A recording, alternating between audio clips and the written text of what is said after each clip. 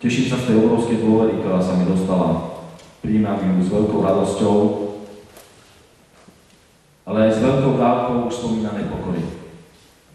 Milí Martinčania, vaša dôvera ma zaväzuje. Je mi veľkou cťou byť opäť primátorom mesta Martin a primátorom ľudí, ktorí sa nenechali ovplyvniť klamstvami, ohováraním a zavádzaním.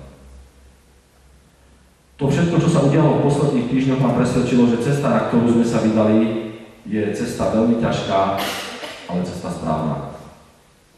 Presvedčil som sa, že ľudia v Martine chcú žiť v kultúrnom a slušnom meste.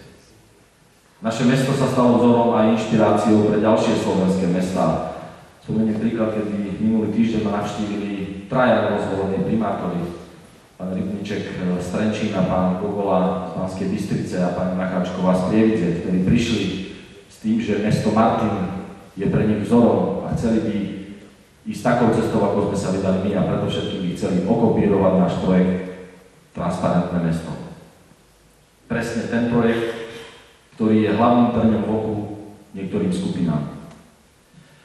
Môj odkaz týmto skupinám je, že projekt Transparentné mesto bude pokračovať aj ďalej. So svojimi spolupracovníkmi máme pripravené ďalšie opatrenia na zvýšenie transparentnosti a zamedzenie možnej korupcie. Jedným z mojich cieľov je čo najviac zvýšiť záujem verejnosti o veci verejné. Občanom ponúkneme ďalšie nástroje na ešte väčšiu kontrolu volených zástupcov. A všetci tí podnikatelia, firmy, developeri, ktorí chcú hociakým spôsobom spolupracovať s mestom, majú v našom meste dvere otvorené. Musia však dodržať prísne pravidlá, ktoré sú nastavené, inak každú možnú spoluprácu vylúčujem. Po tohtoročných komunálnych voľbách sa médiá zamýšľali nad úspechom nezávislých kandidátov, či už na post primátora mesta alebo na poslancov. Mňa osobne táto situácia vôbec neprekvapuje. Je to odraz stavu, v akom sa nachádza naša spoločnosť. Politické strany sa o regióny zaujímajú len pár týždňov pred voľbami. Myslia si, že regióny poznajú problémy miest a obcí a že ich vyriešia zo stranických centrál, ktoré sídlia v Bratislave.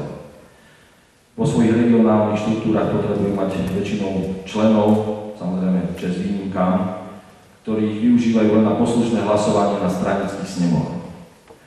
Ľudia sú znechutení politikou a ak si to stranickí šéfovia neuvedomia, už čoskoro sa môžeme stať svedkami toho, že zvolenie stranického kandidáta bude skôr výnimkou ako pravidlom.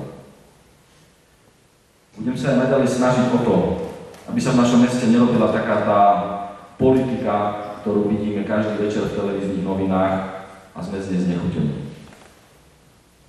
Ponúka možnosť spolupráce všetkým, ktorí chcú spolupracovať bez rozdielu politickej príslušnosti. V minulom volebnom období sa nám to podarilo dodržať a veríme, že sa nám to podarí aj v tomto volebnom období. Musíme si všetci uvedomiť, že nás čaká veľmi ťažké obdobie, v ktorom musíme prijať množstvo vážnych a zásadných rozhodnutí. Volebné obdobie, ktoré dnešným dňom začína, bude predovšetkým o zodpovednosti. Je dôležité prijať opatrenia, ktoré stabilizujú mestský rozpočet. Ak chceme pokračovať v investičných akciách, musíme byť úspešní v čerpaní finančných prostriedkov z fondov Európskej únie. Nemáme doriešené financovanie škôl a centier voľného času. My poznáme naše silné a aj slabé stránky. Na tých silných chceme stavať ako na základných pilieroch a tie slabé stránky treba odstrániť. Aj preto vám už onedlho predstavím novú organizačnú štruktúru Mestského úradu. Chcem, aby Mestský úrad bol flexibilnejší a aby klienti odchádzali z Mestského úradu spokojnejší. Musíme vypracovať novú koncepciu financovania športu, vyriešiť stále narastajúcu stratu v mestskej hromadnej doprave, naštartovať ďalšiu výstavbu nájomných bytov a tak ďalej a tak ďalej. Mohol by som pokračovať do nekonečna. Teraz nie je čas na to, aby som hovoril o všetkom tom, čo musíme urobiť a čo urobíme v tomto volebnom období. Vážené pani poslankyne, vážení pani poslanci, ja som si prečítal vaše volebné programy a porovnal som ich s mojím volebným programom.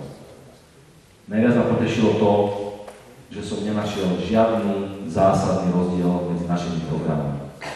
Práve naopak. Našiel som veľké prieniky. Chcel by som vás vyzvať na spoločnú spoluprácu pri naplňaní našich programov. 4 roky uplynú veľmi rýchlo. Nechcel by som strácať čas politickými prekáračkami a nekonštruktívnymi hádkami. Východiskovú pozíciu máme veľmi dobrú. Dnes už nepotrebujem čas na potrebnú adaptáciu. Od prvého dňa môžeme prijímať zásadné rozhodnutia. Je len na nás, ako šancu, ktorú nám ponúkli občania tohto mesta, využijeme. Za seba môžem slúbiť, že budem robiť všetko preto, aby som svojich voličov nesklamal. Tých, ktorí mi nedali svoj hlas, aby som presvedčil. Vážené pani poslankyne, vážení páni poslanci, chcel by som vás úprimne vyzvať, aby sme pokračovali v šírení dobrého mena nášho mesta.